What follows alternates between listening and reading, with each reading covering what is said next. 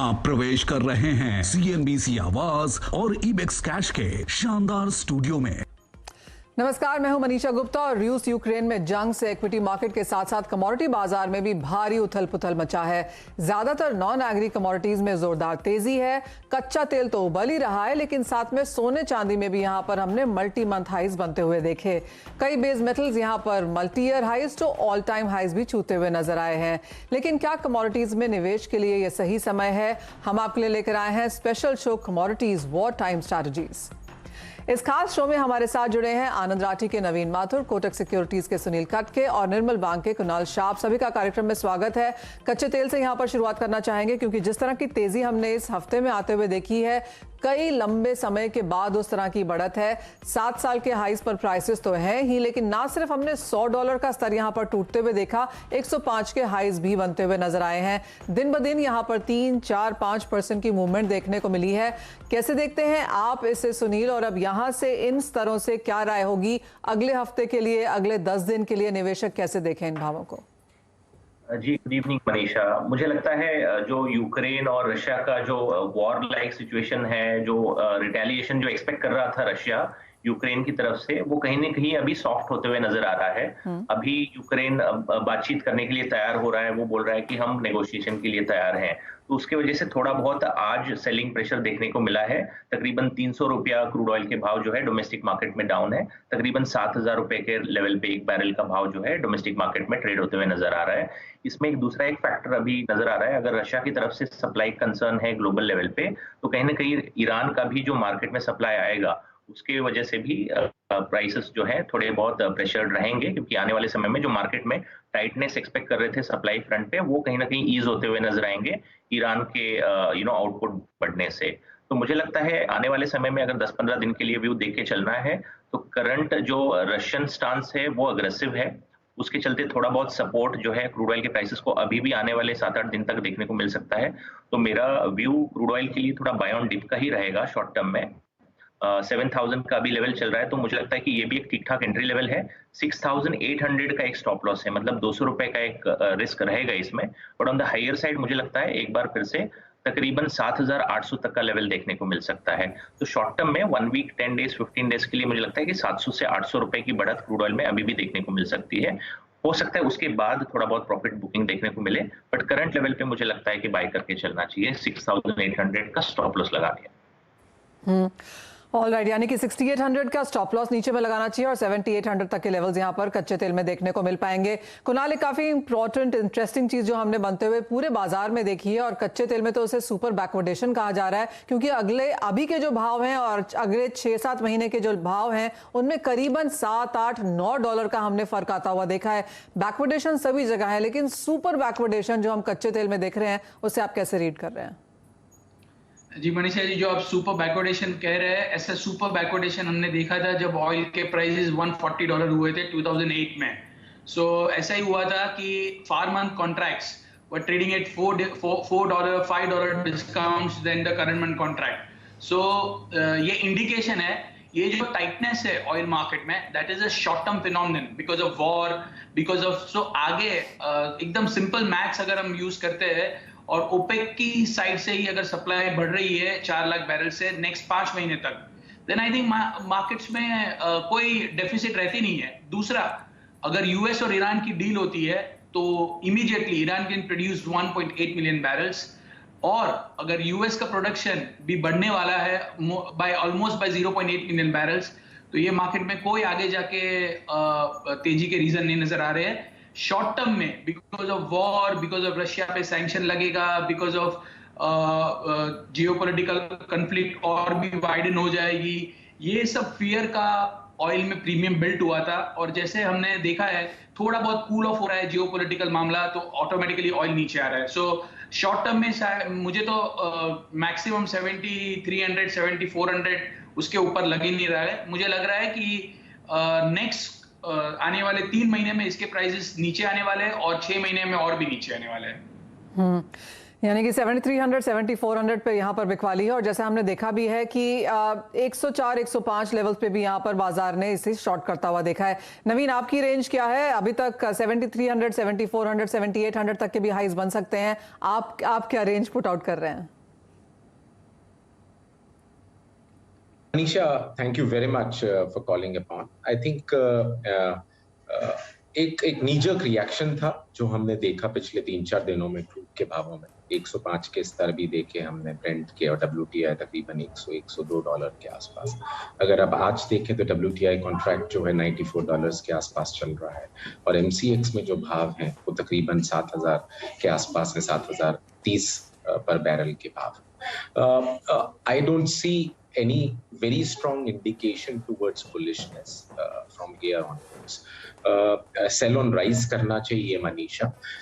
अभी के भावों के हिसाब से अगर देखें तो एक स्ट्रॉन्ग रेजिस्टेंस है अबाउट 7090 लेवल्स पे, एक स्ट्रॉन्ग सपोर्ट लेवल है 6980 पे। पर मेरी राय ये रहेगी कि अगर किसी को ट्रेड करना है तो सेल ऑन राइज करें क्रूड के अंदर अराउंड 7050 के लेवल्स पे सेल करा जा सकता है, between 7050 to 7080 level. Stop loss जो है वो 7130 के आसपास का लगाएं और टारगेट्स नीचे की तरफ 6950 या 945 के देखे जा सकते हैं। ऑलराइट, ये तो बात हुई कच्चे तेल की, जहां पर उबाल हमने आता हुआ देखा है अच्छा खासा, जहां पर वॉर प्रीमियम काफी स्ट्रांग है और बाजार को लगता है कि सप्लाईज भी बढ़ेंगी तो सेकंड हाफ में यहां पर मंदी देखने को मिल पाएगी। लेकिन जहां तक मेटल प्राइसेस की बात है, यहां पर आगे जाके डिमांड बढ़ सकती है। इंफ्रास्ट्रक्चर की बात की जा रही है, मैन्युफैक्चरिंग यहां पर ग्रोथ बढ़ने की उम्मीद है, ईवी की डिमांड यहां पर आगे निकल के आ सकती है, तो यहां पर सपोर्टिव फैक्टर्स काफी सारे हैं। लेकिन इसके साथ साथ यहां पर यूएस फेड रेट हाइक को भी मद्देनजर रखना होगा। लेकिन कुणाल, यहां पर भी बैकवर्डेशन जोरदार देखने को मिली है और जो इस हफ्ते का ट्रेंड रहा है, ऑल टाइम हाइज एल्यूमिनियम में, 10 साल के हाइज निकल में, बहुत बड़ी बैकवर्डेशन यहां पर जिंक में। मेटल्स में किस तरह की रणनीति अपनानी चाहिए एक निवेशक को अगले आने वाले हफ्ते के लिए, 10 दिन के लिए, given the background Russia Ukraine का जो कॉन्फ्लिक्ट है उसके मद्देनजर भी कैसे यहां कारोबार करें? जी, यूएस या यूरोप की ओर से कोई भी सैंक्शन लगता है रशियन एल्यूमिनियम प्रोड्यूसर्स पे या रशियन निकल प्रोड्यूसर्स पे, I think that will have a very bullish impact on the prices of this two metals particular. पर अगर ऐसा कोई सैंक्शन नहीं आता है और ये जो भी अनसर्टेनिटी के कारण हम लोग जो ग्रोथ में डाउनवर्ड रिविजन देख रहे हैं, तो मुझे नहीं लग रहा है कि ये टाइटनेस जो है ये मैक्सिमम 15 दिन या 1 महीने परसिस्ट कर सकता है। बट उसके बाद मैं बहुत बुलिश नहीं हूँ। मेरी राय में मेटल्स में ऊपरी स्तरों से आपको बिकवाली देखने मिलेगी और उसका रीजन है कि कोविड, प्री कोविड, जो कोविड के बाद post Covid, the miners are expected to produce more in all these base metals. So मैं बहुत बुलिश नहीं हूँ। मेरा व्यू नियर टर्म, जो आपका शॉर्ट टर्म, मीडियम टर्म और लॉन्ग टर्म, 3 व्यू है। शॉर्ट टर्म में मुझे थोड़ा टाइट लग रहा है, मीडियम टर्म में मुझे थोड़ा वीक और स्लाइटली लॉन्गर टर्म में मुझे और करेक्शन दिख रहा है क्योंकि फाइनेंशियल कंडीशंस टाइट होने वाले हैं। सो उसका इंपैक्ट आपको मेटल्स के प्राइसेस में देखने मिलेगा। और कॉपर ऊपरी स्तरों से 780 790 ऊपरी स्तरों से कॉपर में बिकवाली करनी चाहिए। कॉपर मुझे ऑन द डाउन साइड धीरे धीरे इवन 700 690 तक के लेवल स्टेज करते हुए देखने मिल सकता है। क्योंकि आपने कॉपर की यहाँ पर बात करी है, आपसे भी जानना चाहेंगे सुनील, अगर एक क्लियर स्ट्रैटेजी यहाँ पर बनानी हो, लेवल्स को देखना हो आगे जाकर निवेशकों को जहाँ पर वो मुनाफा कमा सकें, आपके लिए वो मेटल कौन सा होगा? जी मनीषा, मुझे लगता है कि कॉपर एक ठीक ठाक बेट रहेगा। हालांकि निकल और aluminium almost multi year high पे है, एल्यूमिनियम तो ऑल टाइम हाई पे है। तो अगर कोई इन्वेस्टमेंट ओरिएंटेशन रखेगा तो कॉपर एक फर्स्ट प्रायोरिटी के तौर पे देखा जाना चाहिए। एक तो कल के क्रैश के बाद इक्विटी मार्केट में आज रिवाइवल देखने को मिला था। कहीं ना कहीं मार्केट प्लेयर्स जो हैं, जो डाउनसाइड सप्लाई रिस्क जो एक्सपेक्ट कर रहे थे, वो कहीं ना कहीं वो ठीक ठाक होते हुए नजर आ रहा है। तो उसकी वजह से थोड़ा रिस्क एपेटाइट बढ़ा है, इक्विटी मार्केट में थोड़ा बहुत तेजी है। चाइना की तरफ से लिक्विडिटी इन्फ्यूज हो रही है। इकोनॉमिक डेटा अभी जो लेटेस्ट हमने यूएस के देखे वो सब पॉजिटिव आ रहे हैं। तो मुझे लगता है कहीं ना कहीं बेस मेटल्स में कॉपर थोड़ा एक फ्रंट रनर रहेगा। निकल और एल्यूमिनियम ओवरबॉट जोन में है। हालांकि रशिया एक स्ट्रेटेजिक प्लेयर है और उनका जो अभी वॉर चल रहा है यूक्रेन में, उसमें कहीं ना कहीं अगर आगे चल के सैंक्शंस लगते हैं निकल और एल्यूमिनियम पे, तो प्राइसेस स्टेबल रह के या तो यहाँ से और 5 से 7% बढ़ सकते हैं, बट ओवरबॉट कैटेगरी है तो रिस्क रिवॉर्ड रेशो उतना फेवरेबल नहीं रहेगा इन्वेस्टर्स के लिए। तो इन 3 मेटल्स में अगर किसी को पोजीशन लेना है तो मुझे लगता है कि कॉपर 767 के रेंज में चल रहा है, बाय कर सकते हैं। 780 to 800 का एक मीडियम टारगेट हम लेके चल सकते हैं। निकल में मुझे लगता है करंट लेवल 1850 के रेंज में चल रहा है। सिनारियो को देखते हुए 1950 से लेकर 2000 तक का भी लेवल देखा जा सकता है, बट लॉन्ग टर्म में क्योंकि ओवरबॉट जोन में है, अगर 6 महीने की बात करते हैं तो मुझे लगता है फिर से प्राइसेस जो हैं 1800 और 1700 के लेवल निकल में देखने को मिल सकते हैं। तो buy in copper and short term के लिए निकल में बाय है, बट लॉन्ग टर्म के लिए निकल मुझे लगता है कि फिर से वापस प्राइसेस 1800 के लेवल देखने को मिल सकते हैं। यानी कि एक क्लियर बात है, यहाँ पर एक बहुत क्लियर ट्रेंड देखने को नहीं मिलेगा। आपको यहाँ पर स्ट्रैटेजी बनानी है तो एक नियर टर्म के हिसाब से और एक लॉन्गर टर्म के हिसाब से बनानी होगी, जो कि बहुत ही यहाँ पर डाइवर्जेंट होने वाली है, यानी कि डिफरेंट होने वाली है। नवीन, आप मेटल्स एज अ स्पेस को कैसे देखते हैं? आपको भी लगता है कि एक सप्लाई रिएक्शन हम अच्छे से आता हुआ देखेंगे बाय सेकेंड हाफ, और एक जो मिसमैच अभी हम देख रहे हैं, जो डेफिसिट काफी हद तक मेटल्स में है, वो यहाँ पर क्लोजअप होता हुआ दिखेगा?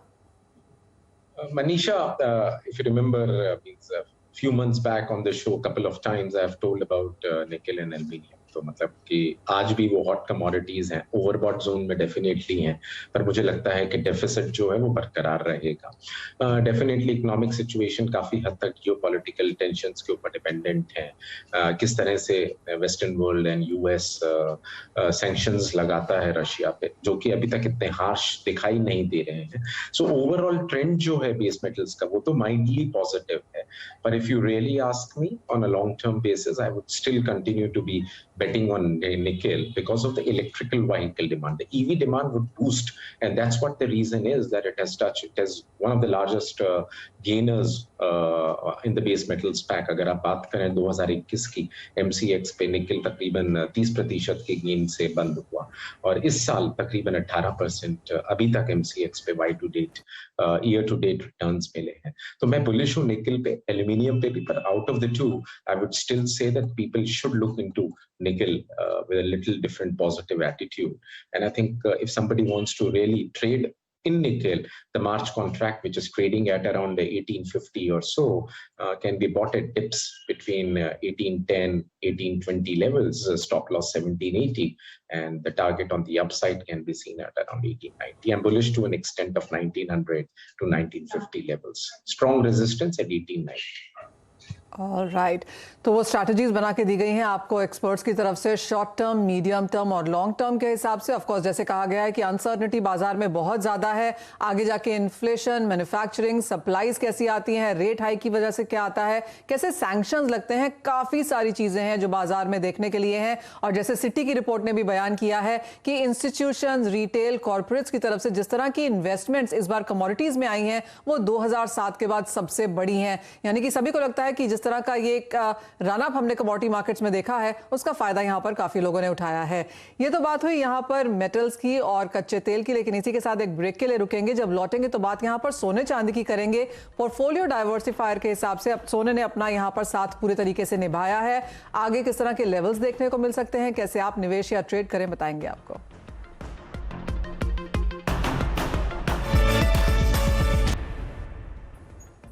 आपका स्वागत है और बात अब यहाँ पर सोने की करेंगे। और पिछले पूरे साल में जिस तरह की गिरावट देखने को मिली है उससे हमने इसी हफ्ते में पूरा होते हुए देखा। $1975 पर आउंस के नए लेवल्स हमने यहाँ पर आते हुए देखे, जो 18 महीने में सबसे बेहतरीन थे। नवीन, कैसे देखते हैं आप गोल्ड प्राइसेस को, और यहाँ पर क्या स्ट्रैटेजी हो? क्या निवेशक इन स्तरों पर खरीदें, इंतजार करें, ये एक नीजोक रिएक्शन है, कैसे जांचें बाजार? मनीषा, जैसे आपने ब्रेक से पहले का पोर्टफोलियो डाइवर्सिफायर के जैसे हमेशा गोल्ड को यूज करना चाहिए। So one of the critical criterias for gold to be part of the portfolio is a portfolio diversifier. तो उसके मद्देनजर रखते हुए हमेशा गोल्ड आपका पोर्टफोलियो में रहना चाहिए। जहां तक रिटर्न्स की बात है, जहां तक ट्रेंड की बात है, प्राइस ट्रेंड की, उसमें 2-3 फैक्टर्स गोल्ड के केस में बहुत पर्टिकुलरली इंपॉर्टेंट है। जब तक ये समाधान या हल नहीं निकलता इस जियोपॉलिटिकल टेंशन का, जब तक वो क्लैरिटी नहीं आती है, मुझे लगता है कि गोल्ड जो है तकरीबन 1900 के लेवल्स के आसपास स्टेबलाइज होगा। इंडियन मार्केट्स की बात करें तो तकरीबन 51,000 रुपए के आसपास गोल्ड के बाद स्टेबलाइज होते हुए दिख रहे हैं, जो कि मतलब कि अगर आप देखें वाई टू डेट ईयर का रिटर्न्स तो तकरीबन 5 से 6% की गेन्स हमने देखे हैं, जो कि 2021 में पिछले कैलेंडर में नेगेटिव थे।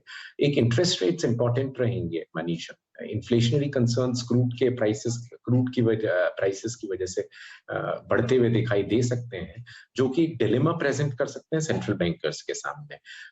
अगर वो इन्फ्लेशन को मद्देनजर रखते हैं तो definitely rate hikes are eminent, normalisation of monetary policy is eminent, so dollar might gain and dollar has gain 97 dollar index हमने कल देखा टच करते हुए, जो कि हाईएस्ट था जून 2020 के बाद। सो ओवरऑल जो ट्रेंड है वो थोड़ा सा मिक्स है, अभी न्यूज बेस्ड है, उसकी वजह से जो 1900 डॉलर लेवल्स हैं वहां के आसपास मुझे लगता है कि मार्केट स्टेबलाइज फॉर्मेक्स पे होना चाहिए। 1912 के लेवल्स अभी चल रहे हैं और इंडियन मार्केट्स में तकरीबन 51,000 के आसपास के लेवल्स हैं। ट्रेडिंग स्ट्रैटेजी अगर किसी को रखनी है तो पोर्टफोलियो डाइवर्सिफिकेशन के तो लॉन्ग टर्म हमेशा रखें, पर अगर बाय करना है तो तकरीबन आप 51,100 के आसपास 50,000 51,000 के आसपास बाय कर सकते हैं। स्टॉप लॉस 50-700 का लगा है और टारगेट्स जो है ऊपर की तरफ 51,400 380 के लेवल्स देखे जा सकते हैं। बहुत स्ट्रॉन्ग सपोर्ट लेवल है मनीषा,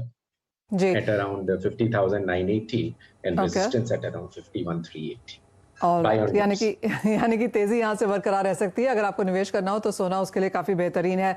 कुणाल, आप क्या राय देंगे सोने और चांदी में, यहाँ पर क्या निवेश के लिए बेहतर है और इस साल के अंत तक हम कहाँ जाते हुए देखेंगे प्राइसेस? जी मेरी राय में सोने का आउटलुक बुलिश ही है, no second thought about it. आगे जाके जैसे धीरे धीरे ये सेंट्रल बैंक्स रेट हाइक करते हैं और क्यूई विथड्रॉ करते हैं सिस्टम में से, तो वो टाइम पे ग्लोबली थोड़ा economic condition tighten, financial condition tighten होने के कारण GDP growth rate develop markets की, इमर्जिंग मार्केट्स की कम होने वाली है। तो I think people are going to refuge to gold. So I am not worried about वो नीचे 1,000 रुपया जाता है, 2,000 रुपया जाता है, कोई मतलब नहीं है। मेरी राय में नेक्स्ट 2 साल में गोल्ड आपको 10 से 12% रिटर्न कंजर्वेटिव देगा ही, कुछ भी हो जाए। सो बुलिश ऑन गोल्ड। ये साल के एंड तक 55, नेक्स्ट साल तक 60-62,000 तक के रेट आपको गोल्ड दिखा सकता है। ऑल राइट, आई होप हमारे निवेशक वो सब सुन रहे हैं, क्योंकि बहुत बेहतरीन स्ट्रैटेजीज हमारे पैनलिस्ट यहाँ पर बना के दे रहे हैं। एक कमोडिटी जो मुझसे छूट गई है वो है नेचुरल गैस, क्योंकि यहाँ पर हमने अच्छे खासे गेन्स आते हुए देखे हैं और ये कमोडिटी काफी वॉलेटाइल भी रही है। सुनील, कैसे देखते हैं इसे? और छोटी कमोडिटी है, काफी हद तक निवेशक इसे पसंद भी करते हैं। मनीषा, मुझे लगता है नेचुरल गैस क्योंकि रशिया से लिंक्ड है, यूरोप का 1/3 नेचुरल गैस का जो कंजम्पशन है वो रशिया से आता है, तो अभी जो कंसर्न्स चल रहे हैं उसके वजह से कहीं ना कहीं नेचुरल गैस के प्राइसेस में हमें इजाफा देखने को मिला था। बट क्योंकि थोड़ा बहुत रिस्क जो एपेटाइट है वो थोड़ा ईज हुआ है, तो उस वजह से आज के ट्रेडिंग सेशन में 19-20 रुपए का करेक्शन देखने को मिला है। बट अदरवाइज जो नेचुरल गैस का ओवरऑल फंडामेंटल देखते हैं यूएस की तरफ से भी, तो गैस प्रोडक्शन कम है और यूएस के गैस एक्सपोर्ट नंबर भी बेहतर हैं, और कहीं ना कहीं जो रशिया और यूक्रेन का एस्केलेशन है उसका असर भी जो है ओवरऑल ग्लोबल नेचुरल गैस के प्राइसेस पे देखने को मिल सकता है। तो नियर टर्म में मैं बुलिश हूँ प्राइसेस पे, हालांकि आज 19 रुपए डाउन है तो एक बाइंग अपॉर्चुनिटी के तौर पे देखना चाहिए। 344 का रेट चल रहा है, यहाँ पे बाई कर सकते हैं। 330 का एक स्टॉप लॉस रहेगा यहाँ पे, और मीडियम टर्म में मुझे 350 से लेके 400 तक का लेवल भी देखने को मिल रहा है। तो around 15 to 20 rupees 2-3 trading session में, और तकरीबन 40 से 50 रुपए का जंप जो है मुझे लगता है कि आने वाले 3 से 6 महीने में देखने को मिल सकता है नेचुरल गैस में। ऑलराइट, यानी कि शॉर्ट टर्म यहाँ पर काफी बेहतरीन है, लॉन्ग टर्म ऑफ कोर्स गिरावट देखने को मिल पाएगी। वैसे भी हम नेचुरल गैस में वो ट्रेंड आता हुआ देखते हैं, विंटर क्वार्टर के बाद हल्की सी एक मुनाफा वसूली और एक लल पीरियड यहाँ पर जरूर नेचुरल गैस में देखने को मिलता है। चलिए, हमने आपके लिए स्ट्रैटेजी बना के दी है। काफी मुश्किल ये हफ्ता रहा है, लेकिन उसके बावजूद भी काफी सटीक राय हमारे एक्सपर्ट्स की तरफ से यहाँ पर आती हुई। और अगले हफ्ते near term, longer term in commodities को अब कैसे देखें, क्योंकि बहुत सारे फैक्टर्स यहाँ पर वॉच करने के लिए हैं, वो प्राइसेस और वो व्यू भी आपको हमने यहाँ पर लाके दिया है। इसी के साथ बहुत शुक्रिया नवीन, सुनील, कुणाल, आप सभी का साथ जुड़ने के लिए और उन तमाम कमोडिटीज पर राय भी देने के लिए। नमस्कार।